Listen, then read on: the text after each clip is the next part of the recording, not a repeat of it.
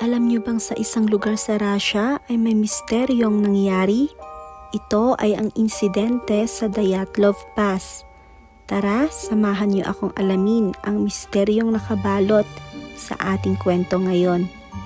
Pero bago yan, huwag kalimutan i-like at mag-subscribe. Maraming salamat, let's go! Sa unang gabi ng Pebrero, taong 1959, siyam na professional ski hikers ang umakyat sa bulubundukin ng Russia. Sila ay nag-set up ng kanilang camp sa isang slope, naghapunan at nagsitulog sa kani-kanilang mga tents. Ang inaasahang pagbabalik sana ng grupo mula sa bulubundukin ay hindi na kailanman nangyari. Kaya naman makalipas ang 3 linggo, nagdesisyon ang otoridad na umakyat sa bulubundukin upang hanapin ang siyam na ski hikers. Pebrero 26 sa parehas na taon, natagpuan ng mga searchers ang abandonadong tent ng mga hikers na sira-sira. Nakapalibot rin sa lugar ang mga footprints na mula sa grupo.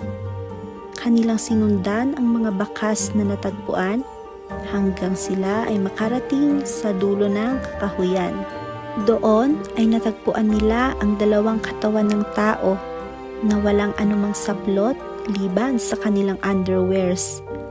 Dahil sa nasaksihang eksena ng lugar, aakalaing ang mga biktima ay namatay dahil sa hypothermia. Ang hypothermia ang labis na pagbaba ng temperatura ng ating katawan. Sa mga sumunod na buwan, ang 7 pang biktima ay natagpuan sa magkakaibang lugar sa bulubundukin. Ayon sa mga medical examiners na sumuri sa mga katawan ng mga biktima, hindi raw hypothermia ang dahilan ng pagkasawi ng mga ito. Ayon sa mga ebidensya, ang isang biktima ay nagtamo ng blunt force trauma consistent with a brutal assault, isang may 3rd-degree burn, isang sumuka ng dugo, isang nawawalan ng dila, at ang ilan sa kanilang mga kasuotan ay positive sa radioactive. May mga teoryang nabuo ukol sa misteryosong pagkakasawi ng mga ito, tulad ng KGB interference, drug overdose, unidentified flying objects, gravity anomalies, at Russian version ng the Yeti.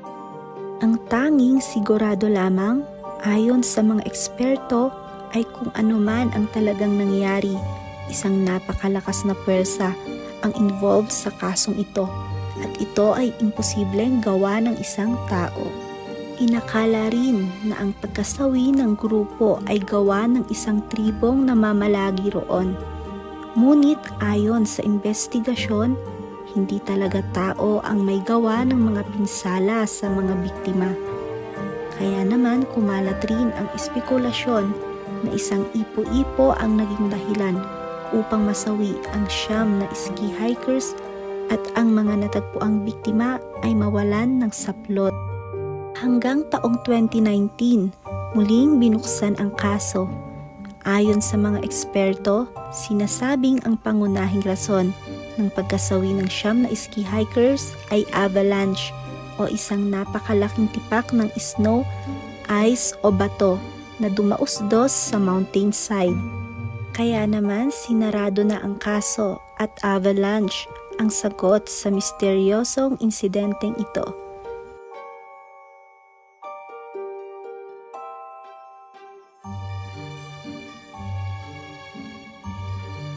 Dito na nagtatapos ang ating video. Kung nais mo bang makapanood ng mga ganitong kwento, like at subscribe na. Kita-kits on our next video. Bye!